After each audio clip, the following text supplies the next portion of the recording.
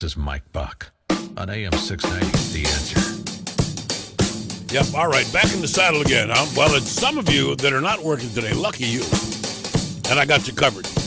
Charlie Garrett from the Surf News Network joining us bright and early at 6 minutes after 7. I hope that this year during the legislative session that you .com yourself a whole bunch, that you get online and you research things, because they've gone out of their way with a tremendous amount of, I must give Governor Abercrombie credit. And I hope Governor Ige for continuing on it.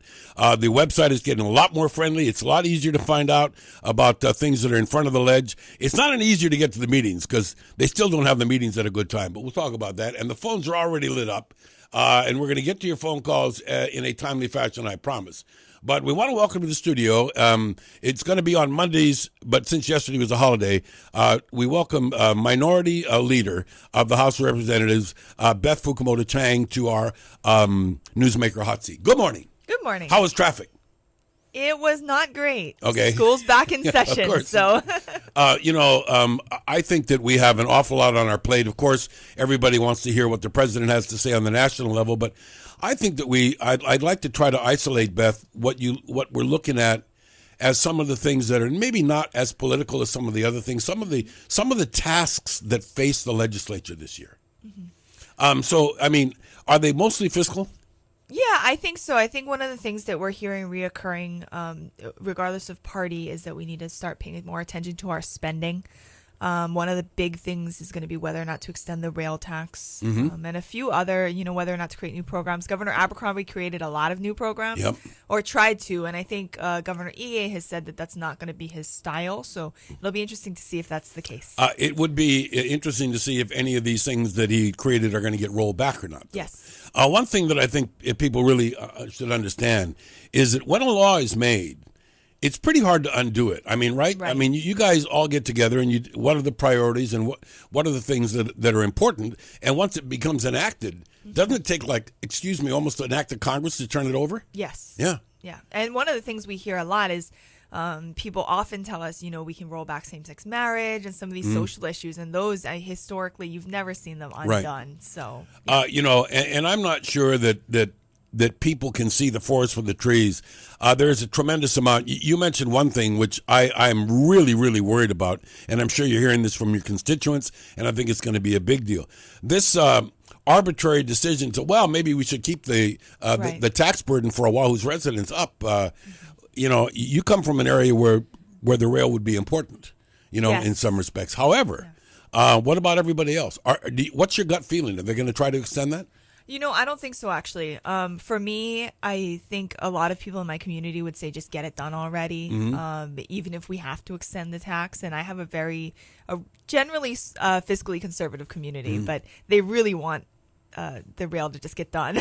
Traffic's so bad. It has been shown, and I don't know how many times that we have to show this, that there probably were maybe smarter decisions that could be made as to the type of rail that we were building. Right. But that, to me, is where some people are still clinging from a legislative standpoint or personal standpoint. Is there any way any of that's going to change, or is it just got to go the way it's planned? I don't think there's a way to change the plan. Just too much infrastructure is already in place. The only thing that I think that we need to require is and I'm hearing this from lots of legislators, regardless of party, if we're going to start talking about the tax, we need to make sure that we're requiring a little bit more accountability, actually a lot more accountability from HART and from the state. I mean, the state is skimming a percentage off of the rail fee or the rail tax. And that's a lot of money, isn't it? It's a lot, and it's going to other counties. It's not going anywhere near the rail, and people are paying specifically for rail. So I think that's one of the things we got to look at. What about, Beth, the consideration that has to be given by this legislature, this session, on the probabilities of a tremendous revenue shortfalls with regards to the military commitment in Hawaii? I know that that's in everybody's area, yours included, a big, big concern, and it does look like it's the not just sequestration, but actually base closures and things across the country are going to happen whether we want them or not. Yeah, I think one of the things that we've been looking at, and I just heard the other day, is that part of the military training in Hawaii has been very difficult. The Army has had to send people elsewhere to do things that in Kansas they wouldn't have to spend that. Well, we cost say to send NIMBY them here, elsewhere. and when you say NIMBY, there's nowhere else to go. What's the plan B? Right. Yeah. So we have not been welcoming in any way, and now there's this push to try to tell the military that we want them, but we haven't acted that way for a long time. So I think we are facing potentially a number of closures. Now, we already know that we have to differentiate between the branches, and we know that the Army is the Army. But one thing that we've always been told, and I guess we have to have reiterated during this session, is that the Navy commitment here is joint base and everything very, very important, and that the shipyard is very, very important. And we're clinging to those things as sort of a holdover from Danny Noe. Right. But what are we going to do now on the mainland with regards to, squeaky wheel getting the grease? I mean, we got to squeak somehow. Right, and it's going to be difficult, honestly, with our congressional delegation. I think Congresswoman Gabbard may be one of our best shots at getting some attention, because she's done a good job of working across the aisle. But because we sent a delegation that's entirely one party, it does cause a problem. Interesting things, though, when you say that might have an edge. I think Charles Dejoux certainly would have been a big edge. Yeah. But I also think that in some respects, Mark Takai, in that he has also the affinity to the military and the service. Yeah, that might help as well. But we're pinning an awful lot of hope on that, because these guys have got to remember, as Hawaii-minded as they might be, they're Democrats, and they're going into a place that's Republicans. Right. Yep. Right. And he's a freshman. I think Tulsi maybe has had a little bit more time to make the connections that she's going to need to make. I'll tell you something. We have regular visits with Tulsi, and she's the darling of Washington. I mean, and it does appear that she is of the generation like you are, that is willing to work with people in the other party, especially when there's no choice. Right. Right. Okay. Now, for those that don't know, what is the table setting now for the legislature? Where are we, and at what point in time are we going to be able to get really meaty about bills? I'm expecting by next week we can have specific bills, if not already, to talk about. Yeah, I think so. I think this week we'll start seeing more bills roll out. I've been surprised at how little I've heard about specific bills. I think part of it is that the governor hasn't come up with a whole lot of specifics yet, but it's still a little early. So what about the joy and the challenges of writing a bill? I mean, the experience that you've already had is helpful. For those that don't know, what are the seeds that start a bill? That birth a bill. What? I mean, obviously, maybe in your own case, if you're going to start something, constituents would have said, "Hey, we're worried about this." You would have said, "Okay, well, if that's good for my district, it's also good for all districts." What do you do when you come up with an idea? I want to create a bill about this or that. One of the things that you do first is see if other districts or other states have done it, see how they did it. But one of the things is just asking the people around you, the people in that department or that sort of thing, has anybody tried this before? And one of the things that I learned very early on is that there's no new bill. You might think it's new and maybe it sounds new, but generally somebody has tried it. So finding out why it failed is always a good reason. Well, that's another thing that I want to touch on, and that is clearly that we have this obligation to put all these bills forth and write all of this stuff. And there's so many people that say every year, and I'm sure you hear this, "Hey, look, why are you having a new bill about that? There's already a bill that covers it. We just have to enforce it." Right. And we hear that all the time. Yeah. Is we just need more money for enforcement. Whenever you say more money, the little hairs on the back of my neck get kind of nervous. Beth Fukumoto Chang is in the house. If you want to chat with her, the only way you can do that is, we do these sessions is not by email, but by telephone. We have a lot of questions for Beth, and if you do, you may submit them, but not by email. Call us up, talk to Rafi, we'll get you on the air. 296-KHNR, that's 296-5467. All Honolulu, all the time. On AM 690, The Answer. Okay, so how do you plant that little seed that becomes a law? Beth Fukumoto Chang in the House, a representative and also the leader of the minority party, to which we say congratulations, and also, wow, you got a lot to do, right? So let's talk about that. Let's say that you came up with an idea based on needs in your area. You talk to others, and they reflected the same needs. So you get together, and maybe a couple of you say, "Well, let's put something together and see what happens." Then what?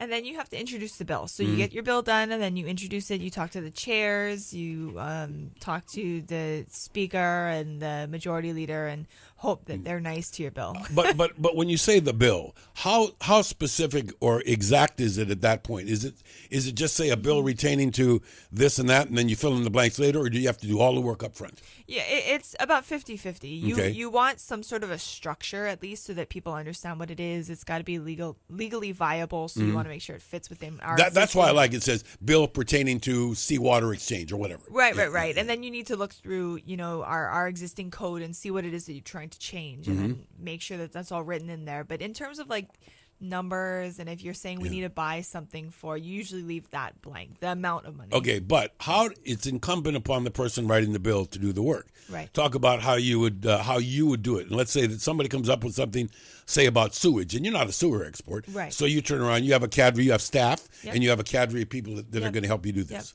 Yeah, we have. I'll take, for example, I'm working on a bill for crowdfunding, and there are two different types of crowdfunding. There's donation-based and there's equity-based. And the move on the mainland now is to raise money for companies by giving equity in the company to whoever's donating the money. Okay, so I come to a gathering, I have faith in, or I like what somebody's doing, I become a part of it.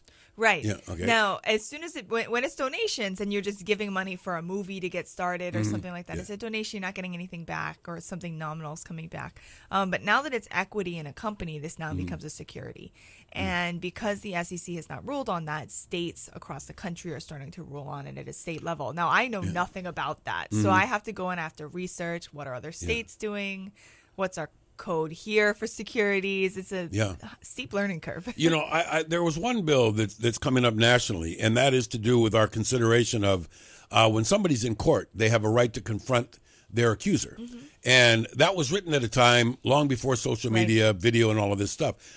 So obviously, and what you're talking about in this bill is really a tech-savvy bill. Yes. That a lot of people are going to have to say, what are you talking about? What is that? Right. What is crowdfunding? Yeah, what is crowdfunding? Right, which is the initial thing we're having to teach you. It's raising money over the internet, and That being said, we are at the tail wagging the dog. What, if any, consideration have you had or heard about our concern about some of these taxes being levied on internet sales? I know we want to have our cake and eat it too, but what's the reality? Does the ledge have to look into finding out a way to increase revenue on purchases for goods and services that are made outside of Hawaii on the net?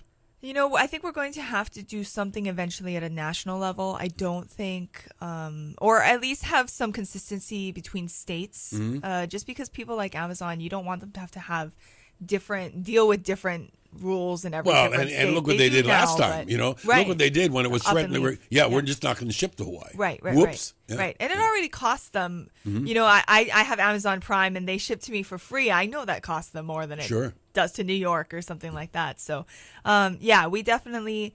The legislature looks at it every year. I think it's still premature because we don't have a national guidance of any kind. What I'm worried about is that we have this knee-jerk reaction all the time to a lot of things, and that we always say, well, you got to buy on the internet because you save a lot of money. But the poor local businessman is saying, hey, wait a minute. You buy this thing on the internet. When it breaks, you come give it. You come to me to get it fixed. Right. And one of the things, I always say to people, when I lived in Virginia for school, I would drive, across to Maryland or whatever to pick something up if I couldn't find it. We can't do that in Hawaii, and I think a lot of people that are buying online are buying because they can't find what they need here.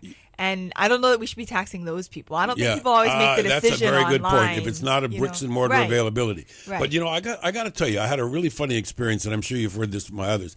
I did a lot of work in Seattle years ago on a TV station, and I used to go up to Canada all the time because we had an office there. And there's a place called Blaine, and it's right on the border between Canada and the U.S. And there's this big long line of cars at gas stations and supermarkets of Canadians coming down to buy gas and buy cigarettes. All right, so that means that people think with their wallets. Aren't we here in Hawaii really doing that? I think we do. But I think the question that I would ask everybody is that 5% or whatever that it's marking up. Is that really the difference, or is it much, much larger cost difference? And it's really the cost of living here in Hawaii that we need to address. There is another thing, and that is when we talked earlier, and we can cover this again in depth after the break a little bit about the general excise tax. So misunderstood. Yes. And as that number creeps up, it really creeps up in a much larger way than most of us know. I mean, it's not from 4.5% to 5%. It's from 10 to 12%. Yeah. How do you do you have a good grip on that? How does everybody get a good grip on what this tax really is by the time it finishes of the goods that I take home? One of my things on my wish list as the minority party this year is to try to help people get a better grip on that. I can't say that I honestly do. I understand it in theory, but I think, in our everyday lives, what it increases milk or whatever, I don't think we always understand that. Well, I can tell you one thing. I really miss Lowell Kalapa from Tax Foundation Institute, because Lowell, he was my go-to guy for 20 years, and there's a big void in that. Don't we need to have people that are thinkers rather than politicians to do some of that stuff? I mean, where are we going to turn to now? I know that they're ongoing, but where do we get a sense of, well, somebody's looking into that? It's got to be us. Yeah, and we need, especially as politicians, we don't have a lot of think tanks here. Certainly not a lot of right-leaning think tanks. So that's something that we need. What about this? I said earlier that, and this goes back to Governor Lingle, certainly to Governor Abercrombie, and hopefully now to Governor Ige, is that we're relying more and more on technology to keep us informed. Do you envision a more friendly website so that people really can go to something that's going to affect them and really get some information so they know who to call or who to write? I think the legislature, as you said earlier, the legislature has improved the website, and the governor, both governors, I think are committed to that. But there is, to some extent, when you want the status quo to remain, you don't want to release a lot of information. I think that's sometimes the goal and the job of the minority party to get more of that out. And I think that's really important. And I mean, and I'm glad you said it that way, because there's some that the old timer hardliners that say, "Hey, nothing's broken. We don't need anything fixed. We're fine the way we are." Right. But yet you have a growing demographic of young people that want to know, and they don't want to talk to their cousin. They want to go find something. They want to go online. Right. And it really is because we're straddling a bunch of different types of media preferences right now. It's always interesting to try to discuss, especially within our caucus, because we have a variety of age ranges. I was going to say, what's more important. Okay, so Beth, what is your choice? Are you text a lot? Are you Twittering? Are what do you feel the most comfortable in personally? Text, text message, and when I check my news, it's always on an app, I read the Associated Press app and that sort of thing. It's rarely in a newspaper. It's rarely on television. I said in the very beginning, I'm not going to text. Okay, I'm not going to text. And then my initial texts were Y for the word yes, N for no, K for okay, and that was it. And now I'm texting a lot, but I don't think it's a fad as much as it is a real important tool. What happens when you get a text or try to do a text when you're multitasking? I mean, look at how many people are texting in a meeting. That's kind of an insult. Yeah, and it's interesting. I mean, my generation, and I just read something very interesting about millennials and it said, if you want to contact a millennial, you should text them, not even email anymore. Email is that right? Old, yeah. But text message. And it's true. And one of the things also about millennials is we've grown up in this generation with MTV and all this other stuff where everything's moving so quickly that we think multitasking is just a way of life. So I think I actually do. Of it as I do too. Rude, I mean, here we've got a bunch of laws, and we got to talk about some of them that are going to come through the ledge this session with regards to handheld devices when you're driving and texting and people walking across the street texting, getting hit by cars, and they want to blame the drivers. Right. Plenty more to come when we come back after our news break at the bottom of this hour. Beth and I are going to get nitty gritty on not only the way to text, but the way to find out how to text somebody. I mean, I don't know. Maybe I want to get a hold of Beth Chang, and I don't know how to text her. I need a number so I can text.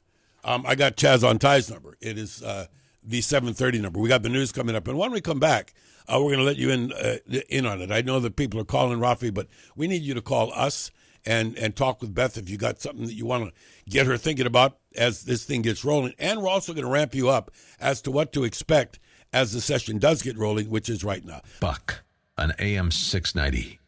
The Answer. Okay, so we're rolling right along. And we're so pleased that during the legislative session, we're going to make room for everybody to come and hang out with us. And on Monday mornings, this is Tuesday, but on Monday mornings, Beth Fukumoto Chang will be bringing us the views and news from the minority party. And just to let you know how this is shaken up, let me tell you about the legislative session and how and what some of the things we're looking at. I want you to listen to what Joe Moore and Christine Ueno did last night on Hawaii News Now. And then Beth and I are going to come back and talk about these points. Check this out. The state capitol will be buzzing again on Wednesday as lawmakers gather for opening day of the legislature. What will the key issues be, and how could the decisions affect you? Christine Ueno is digging deeper to find out. Chris? Joe, I talked to some state lawmakers today who all agree the biggest battle will be the one over the general excise tax. On this holiday, there was a calm silence at the state capitol, which will dramatically change in 2 days. It will certainly be a hot-button issue. Are you ready for a battle? Well, I was ready for the GMO battle, and I think this one, again, would probably be even a bigger battle. Senator Clarence Nishihara is talking about the battle over the general excise tax, or GET. He will introduce a bill that would extend the GET surcharge to help pay for rail. Right now, the surcharge is set to expire in the year 2022. But Senator Nishihara's bill would remove the sunset date. We need to have real facts before us to make, really tough decisions. Lawmakers say there will be bills introduced from both the Senate and the House to address the GET. Representative John Mizuno, Vice Speaker of the House, believes health care will also be a key topic. Every year we're paying between $40 and $50 million to help subsidize the Hawaii Healthcare Systems Corporation. So we're looking at a possible public-private partnership to lessen the cost of the burden to our Hawaii's taxpayers. Another hot-button issue that is expected to come up this session, medical marijuana. The question is, will Hawaii follow in the footsteps of other states on the mainland? Some believe this could be the year lawmakers pass a medical marijuana dispensary bill. Dispensaries would be an opportunity for patients to purchase medical marijuana in a retail establishment. Lawmakers also say building affordable housing to address the homeless issue will also come up this session, and so will the fight over GMO, although lawmakers believe it won't get very far. We will cover Wednesday's opening day of the legislature, and we'll also be there next Monday when Governor Ige delivers his first State of the State address. We'll carry his speech live next Monday at 10 a.m. Christina Ueno, KHON 2 News. Okay, so every now and again you say, well, why do we have this legislative session every year? Why don't we have it every 2 years, save a lot of money? I don't know about you, Beth Fukumoto Chang, but it sounds to me like there's going to be a pretty full plate this session. Some of those things that were just capsulated in that KHON report are big ticket items. Yes, Yep. yes. Okay, so it's tomorrow. And obviously you got to line up your ducks and everything else. What do you anticipate is going to be the air? Are you optimistic that we can get some things done and also prevent some things from happening? I think it's going to be largely preventative. And I am optimistic that there are a couple of things we might get done, but most of this, I think, is going to be stuff that we just need to watch out for and try to stop. Some things like the GET, it's just too soon. We need to take some time to look at, as I said, how to make it more accountable at least. You said something in the break, and this is very important. Beth said, this thing goes to 2022 already. Why are we in a hell-bent rush today to do something that is, that is literally 7 years away? Right. I mean, why do we have to decide? I mean, why don't we just say no? At this point, we're going to try to live with it in sunsetting in 2022. Doesn't this make an opportunity? Here's what, and I don't take anything off the air, but this is from me. I'm thinking that if they allow that, to get extended, that opens the door from saying, well, look, we also need to increase it statewide for this or statewide for that. How important is it to keep a cap on that tax? Yeah, there are already other counties saying, well, we want to be able to tax too. So, and it will be for other things. So it is important to keep it. We've never been good as a legislature of keeping sunset dates like we should. So, well, there's also the question I know of, and we've exhausted some of them, but there's a move underfoot to create some more of these special funds. Yeah. And how scary is that? I mean, isn't that just another way to increase fees and taxes somehow? Yeah, I think one of the things is and then rob them. Right. Special funds don't have to increase fees and taxes, but what happens is that we don't remain accountable on what's in the special fund. So they end up long outliving their usefulness. So in general, I would rather see just good accounting out of the general fund. What about this? I know that healthcare is going to be another big issue this time. We have this health connector that is just literally spewing cash. Right. And I don't know if we need it fixing in Hawaii. That being said, we are hell-bent on trying to spend all of that money. Isn't that alarming that this system isn't working? And they say, well, it's going to be okay in 2020. Yeah, what we should have done is we should have applied for a waiver, and we didn't, right? And that's where we're just having to hold on until we can get that waiver, hopefully. And that's the issue, right, is do we just let the whole thing go under? Because if we do, then we might be dealing with more of a nationalized healthcare system, which is not what we want. What about the neighbor islands? I mean, the neighbor islands have always been the reason why some of these health issues come up. Well, it's hard to get insurance over there. Right. There's practitioners. You can't get a orthopedic surgeon over there. You got to come to Oahu for that. There are concerns and burdens that the neighbor islands have. How have you been connecting with some of the representatives, some of the House members on the neighbor islands as to encompass their needs as well as our own here on Oahu? At a certain level, you do need to make sure that as a state, we're responsible to make sure that all of our citizens have access to health care. Now, when you look at places, I was staying in Boston, and sometimes you're 45 minutes away from good care. Sometimes you're an hour away from good care. I think if we had a decent system here, we could get some of the people from the neighbor islands to Oahu quick enough to make sure. So I think sometimes we maybe are excessive in the amount of care we're trying to get on every island, but we do need to make sure people have access to care.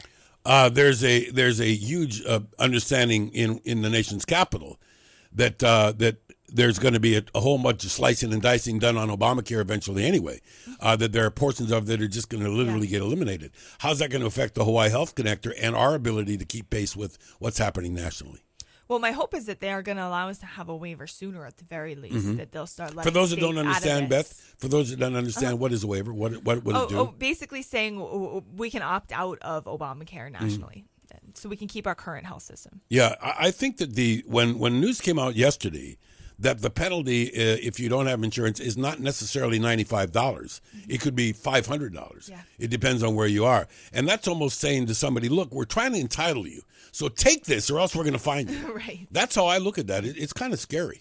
Well, and it's costing people a lot of money to take the healthcare. We're not even actually giving it out for free. That's the mistake people make. Yeah. Right? They think it's free healthcare. It's not. It's more expensive in a lot of cases. Okay, when you talk about healthcare, there are any number of those that are talking this time about medical marijuana, about dispensaries and everything else. Is there sort of a feeling, do you think at this point, where a lot of other states are looking at this, and there seems to be support for us to look at this, and is it something that needs to be done immediately, or is this something else that we should be cautious about? It's something we should be cautious about now. I have a little girl in my district who's suffering from a syndrome where she has seizures, and the only thing that has worked is medical marijuana. And she's a little girl, and her mom doesn't want to be buying the marijuana from essentially drug dealers because she can't be sure of what the quality is and make sure that there's nothing else in it. Now, in those cases, maybe she does need it, and having dispensaries would help her a lot. Now, I think that the caution should come in when you're maybe only hospital pharmacies can well, allow it, I actually heard this from people that said, look, far be it for me to decide if something makes somebody feel better that they shouldn't be able to get it. Right. But having one dispensary for every 1,500 people or something, and having 20 or 30 of these things seems a bit excessive. But the need isn't an immediate need; it is a pre-planned need. Yeah. So you can get a month's worth from your hospital or from your pharmacy. Sure, and if we look at the hospital or specifically hospital pharmacies or CVS, that makes more sense than having a specific dispensary. And they're talking about it being something like $35,000 for the fee for a dispensary. Yeah, so this exactly. is a money-making thing. Yeah, it's an thing. entrepreneurial deal. It's a money-making thing. You're right.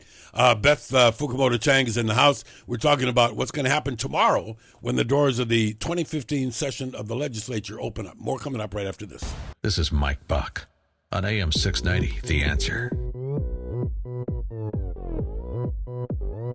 Yep, we do have the answer, but that depends on what the question is. And if you have one, you know what to do. And I know it's a little bit early because the session actually starts tomorrow. It's the big opening day deal, and Beth Chang Fukumoto is here. Beth Fukumoto Chang, and it's interchangeable. You can say whichever you want. But it was interesting because I remember back in the day when I would make a beeline for the opening because it was like a food fest. Right. And then we've actually done an austerity thing, right? We're in that there's no who's got the best sushi contest, but there's still isn't that a actual day when some people actually do come down? They've never been down before. They just want to see how it works. Yeah, and there's still food and everything else now. Joe Suki, the speaker's first year back as speaker, he restarted all of that. Yeah, and that's good. So the food and all that's there. I think that's good. Yeah. And I remember that we used to send people down when I was on in the morning to report on who's got the best food. But it's really, I think, that who becomes apparent in apparencies the most accessible. And I mentioned before that I was impressed with the changes that have been in the information technology that's available. But you said there's still shortfalls and things that can be done. Is that going to be an issue? Is that going to be helped by this session in any way? I hope so. I think Governor Ige has in the past made a lot of suggestions about accountability. I think he's going to pursue that as governor. So I think there's going to be some push from the executive level. What about the other big 800-pound gorilla in the room, and that is the questioning more laws pertaining to homeless? I mean, I know that there have been county laws and city laws, but in actual fact, how are we going to get the counties and the state to work together on this issue? Because it's got to be huge. Yeah, and every year, Representative Carl Rhodes brings up a lot of suggestions because he's dealing with it a lot in his district, which is downtown Honolulu. But, it's been hard getting everybody to agree because we have different problems on the neighbor islands and on Oahu, and yeah. And I know that Beth and I will be specific about that as soon as some of these bills come up. Yep. But now the other one I was talking about, we talked a little bit about the military. Now we're talking a little bit about homelessness. But let's talk about the other big one, and that is in the educational area. And you know this. I mean, we have a lot of repairing that's got to be done, and a big misconception in the public about charter schools and charter funding. What things do you think are going to be coming up to address the problems that we're having in really getting our education level to where it needs to be? Well, that's going to be interesting, and I'm really looking forward to the governor's State of the State because unless you have a push from the executive level, it's very hard to get any education reform taken care of just in the legislature, especially in the House where people are up for re-election every 2 years. Now, if the governor, who had a lot of support from HSTA and others, decides to push reform, which he's talking about decentralization of our school system. Which is something that Governor Lingle talked about an awful lot and was literally laughed out of the House. Right. She was the evil Republican. But now Governor Ige, who is the darling of the teachers union and others, is suggesting it and saying he can work with the teachers union to make it happen. If that's true, then I think there's a lot of good opportunity for us to make changes that are beneficial to teachers and to our students. Yeah, I really look forward to being able to get into some good conversations with you about some of these specifics that are going to come out. Now, the other one is that we know that this has been kind of mishandled in other areas and certainly here for a long time. That the real problem to Hawaii is with homelessness. I mean, and we don't have a real clear path as to what the state and the counties are going to be able to do together. I think it's moving in that direction. Do you see input from the counties being meaningful this year? And what can we do to take a look at what the priorities are in that area, especially with housing? I think we need to look at, in terms of some of the laws that the counties are making, we need to look at how effective they've been. And it's going to be helpful that some of them went ahead of us so that we can look at that. And when they come to, the sit-lie bans and all that stuff, they'll come to the legislature with that. And we can talk about that again. That's the kind of stuff that Representative Rhodes has talked about.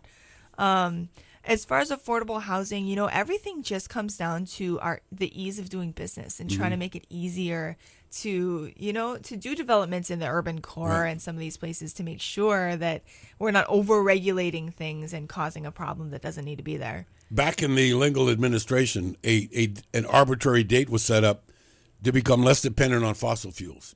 And it looks like we're heading pretty much in that direction. But I do know that there's a lot of concern in the communities on all islands about the availability to get credit for making the investment in alternative energy for folks and talking about PV and all of that stuff. That business literally is on its heels. What can the state do to help the alternative energy field? You know, we have to do something about HECO. That's the bottom line, is because HECO has been slow about improving their grid and some of this other stuff. People in my district are stuck with solar on their roofs and they just can't get hooked up. And that right now, until we get that going, it's going to be problematic. The other thing that we can start to talk about is maybe doing incentives for battery storage. Sure. It's more a matter of just making sure that the specifications for what we're allowing is safe. We had the problem up in Kahuku wind farm. Yeah, the with battery things blowing exploded, up, this is not a good thing. And we don't want that under everybody's house. But right? they have said, though, and I've done other programs on this a lot, they have said that it is the biggest thing in the industry. The minute they really solve this storage of power that will make people truly be off the grid, because during the day when they're working, they're building up what they need at night. Right. They come home and they're even every year.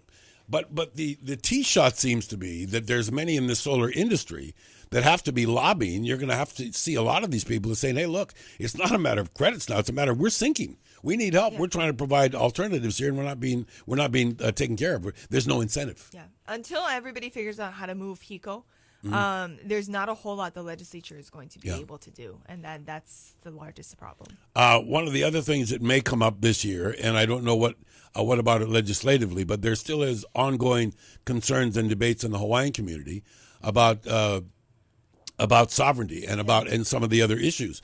And I do know that this is something that comes up in small ways sometimes, but it looks like this year there are some people that are trying to make some strides forward. What, if anything, do you anticipate might be hitting the floor bill-wise to more clearly define what the role is between the state and the feds and the Hawaiian community?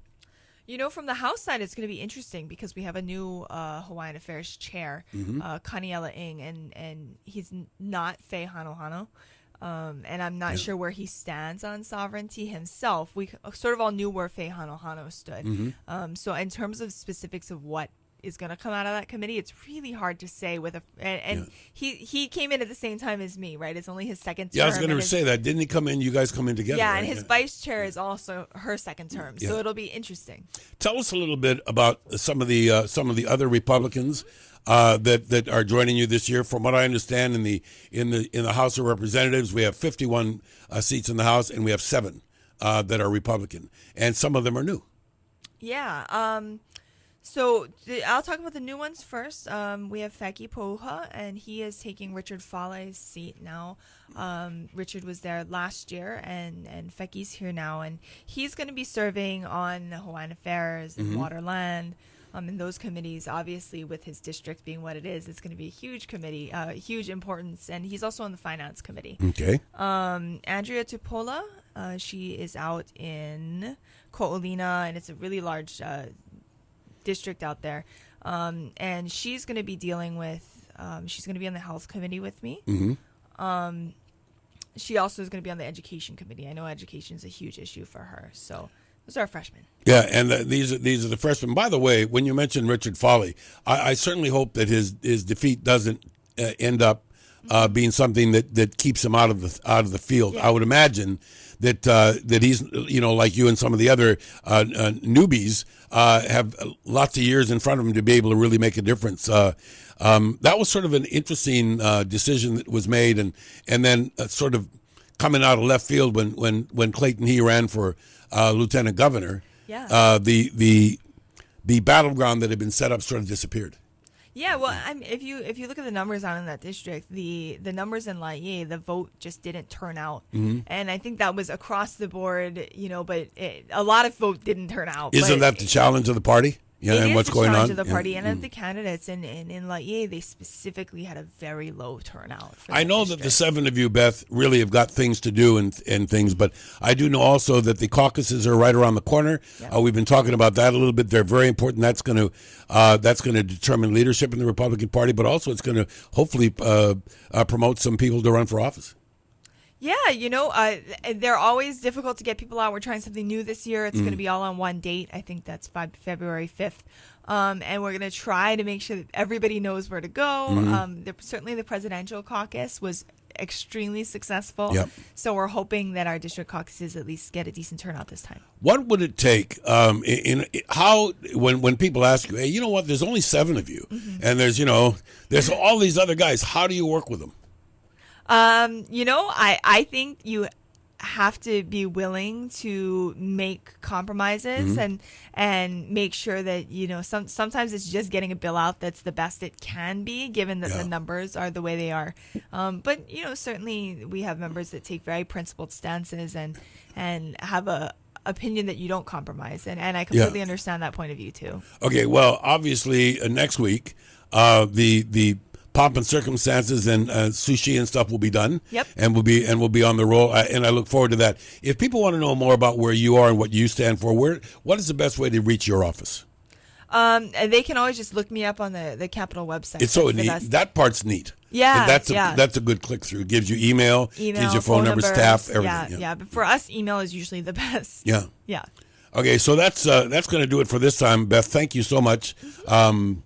What's the secret in your office tomorrow morning? What plate am I going to see when I first walk in? Probably some steak. Okay. Oh yeah, now we're talking. Let them eat steak.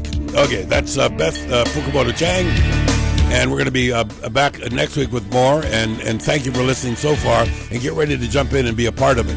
We're going to do our best to bring you up to speed, and more importantly, talk about what are the bills and what are the things that need to be done that don't have an R or a D next to their name. Where do we need to just get together and get stuff done for all of us?